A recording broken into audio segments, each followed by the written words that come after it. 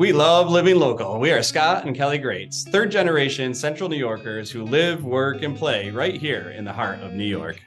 The mission of this podcast is to shine a spotlight on the people, places, and events that make our community an amazing place to live. We don't run ads. We don't talk politics. Our only ask is that you help us spread the love that we have for this community by sharing these episodes with your neighbors. Now sit back, relax, and enjoy this episode. All right, welcome back to another weekly recap. The week that was, we like to feature different businesses that we visited that we want to give some local love to, some shout outs. This week, there's 8 of them. So we're going to go rapid fire so we can try to stick to our 15-20 minute promise here. So Tuesday, we had a soccer game in Dodgeville, and I had a sore throat. It's that time of season where, your throat is sore, and we're on the go, and we are always ordering out pizza, whatnot. And we went to Sorrento's on Tuesday for 2 reasons. One reason, they do a $10 large pizza, which is one of our favorite pizzas. Pretty much below cost at this point. Yeah. And pizza's always a winner with the kids, but they also do a chicken soup that I love. It's kind of like a cross between a chicken soup and a vegetable soup. And so I was really excited about getting 2 bowls of that and having that for dinner. So that's what we did for dinner on Tuesday. Sorrento's in Ilion. They are a family-run business. They have been open, oh my gosh. I remember when I was in high school going where it was that very, very small building across the street. Yeah. So really cool story. I won't spend a ton of time on it, but the Magro family, Pat Magro, who started Sorrento's, literally came over on a boat from Italy. We should have them on one of our Hey Neighbors. That would be a good guess. So go on. Yep. Yeah. But anyway, he worked at Remington Arms Gun Factory, 3rd shift, and then ran the business during the day, built it up to what it is today, got the kids involved. Each of the kids has their own. So we've got Stefano that works at Sorrento's, Salvatore works at Salvatore's in Herkimer, doesn't work, owns. And Francesca has Francesca's Banquet Hall, and you can find her and Cindy, Pat's wife, at Sorrento. So really built a restaurant empire in Herkimer County, which is pretty awesome. And consistently good food. Consistently good, yeah. Dinners, not just pizza and wings, really, really good spot to order out from. Check out Sorrento's. Speaking of that time of the year, the leaves are falling. We've got some morning frost. Winter is upon us. We, about 5-6 years ago, purchased a wood-burning fireplace. I know that's taboo nowadays, but I love it. We got it from Hearth Home on River Road in Marcy. And like most things in our life, we're pretty rough on it. We probably put more wood in it than we should. We use it consistently. And when you're throwing the wood in there, it's hot. So you're just sort of like tossing it in there. You can't very gently place wood on a burning fire. So yeah. So we've gone through a couple back inserts. And so shout out to them. They're always very helpful with the replacement parts that we need for our fireplace that we keep destroying. But they do more than fireplaces. When I was in there, they heat pretty much the whole showroom with a couple pellet stoves, and It's a pretty big showroom. I'm not one to crunch the numbers on heating and efficiency and utility bills. Utility bills are just one of those things that they are what they are, and you get what you get and you pay it, but I probably should be better about it. But anyway, he was explaining that this one particular pellet stove was one of his favorites of all time, one of the most efficient heating sources they've ever had. So if you're in the market, give Hearth Home a shot. They also do hot tubs. Yep. They had a cryo bath in there, which is all the rage now, with a cold plunge. Mm-hmm. So all different things. River Road in Marcy. Check out Hearth Home. Let's go to a place no one wants to go. Well, you got to go, though. You don't want to go, but you got to go. Scott and the kids had dentist appointments on Wednesday. So we're going to give a shout out to our dentist, Aaron Brown. Yeah, Dr. Aaron Brown. The name of the business is actually Family Neighborhood Dentistry, I believe. Yep. But Dr. Aaron Brown on Genesee Street in New Hartford. We started there with Dr. Morgan. She took the practice from him. Yes. Yeah, she didn't take it from him. It sounds like she's a pirate. I did not mean that. She She took over the practice. She bought it. Bought it. So we've been going there forever. But the cool thing is she kept the entire team. The hygienist, Peggy, that we know and love, has been there for Brenda, the quite a while. receptionist in the Brenda, front. she just turned 70. I know that because there were balloons that said 70. But yeah, pretty cool team there, and very Erin went to school in Ilion. She grew up in Ilion, and now I think that they live in they're New Hartford. Yeah, I think so too. I think you're right. We're gonna go with that until proven otherwise.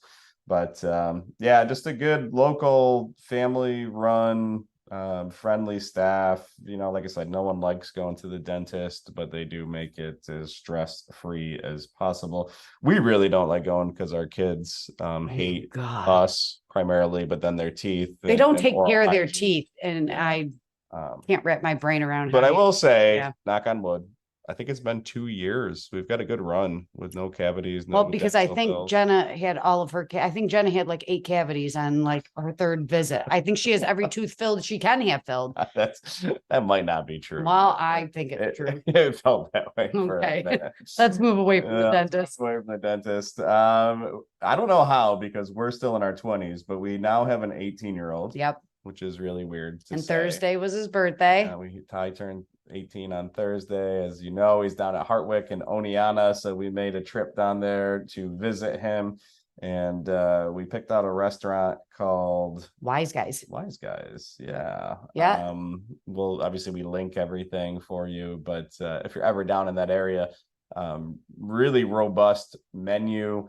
I struggle with a lot of choices on a menu. Yeah, it was not a good thing for Scott. He basically looked at the waiter or the bar guy and said, "What are you famous for?" And essentially let the waiter pick his sandwich, because he just was. Which I'm glad he did. It was good. You know, the sandwiches were huge. I had a Cuban, and you had their famous roast beef sandwiches, and they were huge. Really, we should have split a sandwich, because I brought half of mine home. Yeah. And Ty got a burger because he's a burger guy.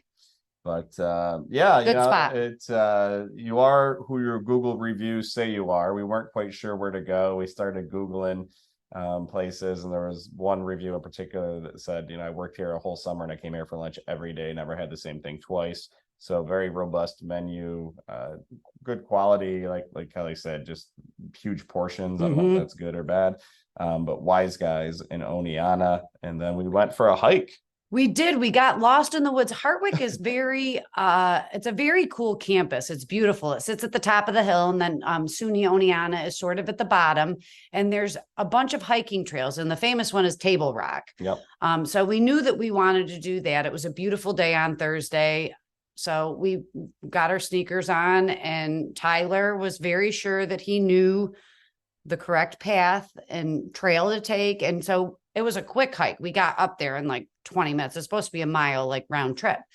And so we had said, let's take a different route on the way back, instead of just coming back the way that we every hike has that spot, right? That you get to. The spot at the top of Table Rock overlooks really the entire valley. Yeah, I mean, it is a gorgeous panoramic view. And especially this time of year with the leaves. So that was cool. And then we said, we'll take the long way home. We wanted blue or yellow, or they had very well marked trails though. Yeah.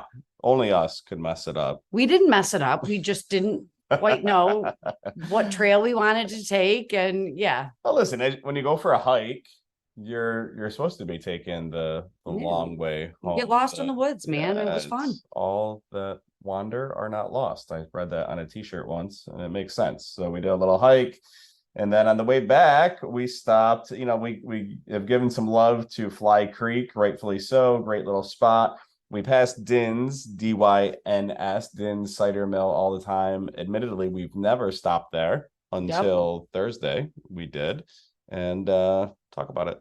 We walked into Din's. It's a barn. It is a barn. And you walk in, and they have a ton of stuff there. They had fresh popcorn. They had a ton of baked goods that we were very good about saying no to. They have this huge, it was the steel, cauldron. almost like I don't know. A tank. It's a steel tank. It's a steel tank. And that's where they keep the cider. So we knew we wanted to get 3.5 gallons of cider. My dad's a big cider person. So is Scott's dad. So they filled it right out of the steel cauldron or tank. So we purchased cider. They had a ton of apples to choose from, all different flavors. And what I loved is they actually had a chart that they have hanging on the wall. Cause I know that sometimes when you go grocery shopping, you see all the different types of apples. There's Honeycrisp, there's Gala, there's Granny Smith, there's Macintosh, there's Pink Ladies, and all they are names. And you're like, well, what does it taste like? They're tart apples, there's sweet apples, there's crispy apples. So we took a picture of the chart, and I'm kind of happy that I found that, because it'll give me a better idea of what I'm actually buying when I purchase a certain type of apple. So yeah, we got a quarter of a peck of apples and 3.5 gallons of cider. There you have it. Yeah. So our 18-year-old, his wish for a while, actually, I added it to the book that I wrote for him. On his 18th birthday, little financial lesson around house money. We would visit the casino, and that's what we did. We had lunch at the Upstate Tavern on Saturday, and then we hit the gaming floor. Kelly and Connor's only 16. They headed over to the indoor golf facility. You can talk about that. It's a pretty big structure. It is huge, and I didn't know what to expect. Connor had been there before with Scott and Tyler, and you actually did the simulator where you actually feel like you're on the golf course. I guess we did not do that. Connor brought his clubs, and there's a driving range, and it's not very long per se. You know what I'm saying? But pretty cool. They have bays, and you purchase by the half hour. You can either do $12 for a half hour, $24 for a full hour. I thought a half hour was more than enough. And they have the balls. They bring the balls right to you right there, unlimited amount of balls. Where some driving ranges you go to and you get a bucket. And when the balls are gone, they're gone. So for us, and I even think that they let us stay a little bit longer than 30 minutes because they were not super busy. So we finally got one over on the casino, huh? It was cool. And they have a huge, what do you call it? Pro shop? Yeah. Is that where, a huge pro shop. Like they had tons of shirts and clubs and bags. And so I definitely had to steer Connor out of there before spending any more money. He is a merch junkie for sure. And, they also they fit clubs there. They do lessons there. So it really is for the golfers. I guess we don't have to tell you, you probably already know about it, but it is quite the facility. They do a short range area too, where you can pitch and putt. So with 6-7 months of non-golf weather ahead of us, keep that place in mind. There was also a guy there giving lessons too. Yeah. But if anybody's like, okay. That's it for the casino. Ty had a good experience. He did some slots. We did some blackjack. We did some roulette. He went in with $100 and legit walked out with $100. So got all that fun for free. What an 18th birthday. Scott gave me $100 and said that we could switch when we came back from golfing, but I decided just to keep the $100. Yeah, that's one way to win. I'm going to buy myself a new pair of slippers, I think. I had a meeting with a friend, a business partner, Friday morning. We typically don't eat breakfast. We try to do the intermittent fasting thing where we wait until noon or 1 o'clock before we have our first meal of the day. But I am a big breakfast fan. Kelly is not. So I met my friend at Crazy Otto's in Herkimer. This is it was the old Empire Diner, right? Old school, traditional, silver, looks like a silver tow behind camper on steroids. You've got the bar seats, at the diner. You've got the little booths and just everything that goes with that. And food is good there, consistent, huge portions. We didn't talk about it, but if you had a guess, what do you think I got? I think you got an omelet with seafood in it. You're wrong. Oh my gosh. Would you get the Jim Brat? No. Wow. I feel like we don't even know each other anymore. What'd you get? So I got Eggs Benedict. Oh, yeah, that's It's, one of your go-tos I too. try to get things that I can't do. I can make an omelet at home. I can make a jambrata at home. Eggs Benedict, I have no idea how to do hollandaise sauce. So that is one of my go-tos. If I can put seafood on eggs, I do it, because if you like eggs and you like seafood, then why not? So Crazy Otto's and Herkimer, give them a look. Always good, always consistent. And then we'll bring it home with more pizza. Saturday night, 1886 Prime.